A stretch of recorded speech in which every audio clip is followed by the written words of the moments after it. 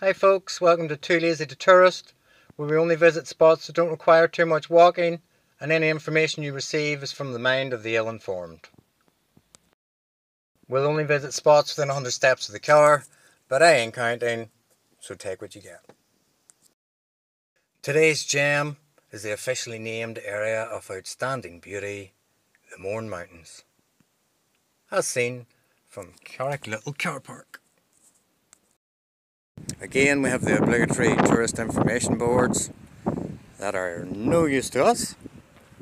And as you can see, your 100 steps are only going to take you a small way up a long climbing country lane. You can walk your 100 steps if you like, but you'd only end up partially along a quite climbing country lane. So you can certainly forego being able to have that self-righteous gloating feeling you get from summiting a peak before the crack of dawn as you look down on the still sleeping and unmotivated peasants and enjoy a beautiful blossoming dawn.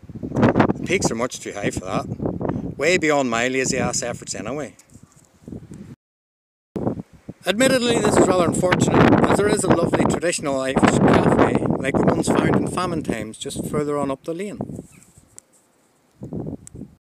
The misadvised and ill-prepared of you who choose to venture beyond the 100-step mark in search of higher climbs and wider, more spectacular views have little to worry about. If it all becomes a bit much, there is a fantastic helicopter taxi service called Mourne Mountain Rescues. Be advised, however, they only provide a downhill service to take you off the mountain. No uphill service is available as yet. In front of us, behind the bushes that are blocking your view, lies the Angry Sea, so called by the ancient Viking surfing hordes which used to plunder the east coast in search of a decent swell but always turned up empty. People believe the locals fought off the Vikings and that they returned to their homeland back in olden days, sometimes around the 1970s, but that is a heinous belief. The dudes just wanted to chill and surf, but they couldn't find any of that here as the people were too busy fighting themselves and the waves were crap. So off they went by themselves, by their own accord, with no expulsion necessary, pissed at the sea and the people. The only possible true part of that belief is that it happened around the 1970s. They named the sea the Angry Sea as a way of warning themselves never to cross it again. And look how effective it has been. Think about it. When was the last time your town or village was raided by Vikings?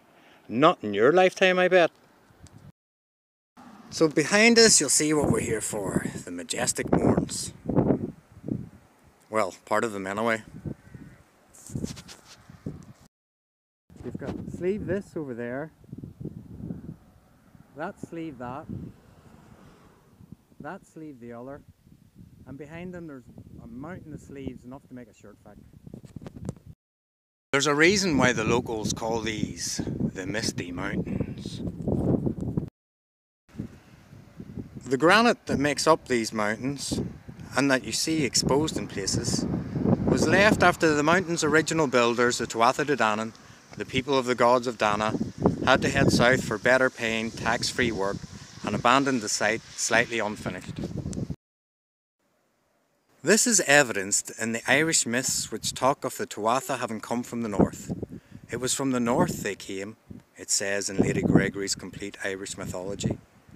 And further evidence is also found in the tens of magnificent mountains which they built in the south of the lands later in Ireland's history, like the Cooley Mountains, Wicklow Mountains, or the Galtay Mountains, to name but a few. Although I have my doubts about the last one, as I'm certain Galtay used to be a baking company, and I don't think businesses were allowed to use the mountain as their advertising space. You can damn well bet they tried though. Something else you won't see are the locks up in the mountains. Locks with imaginative names like Blue Lock, Water Lock, Lock Lock. If you're really fortunate though, you might be able to drive to the Silent Valley a few miles down the road and see a lock from your car. If not a lock, at least a pond with ducks. Anyways, this has been dragging on a bit, so this has been Chris, Too Lazy to Tourist. Maybe I'll see you at the next stop.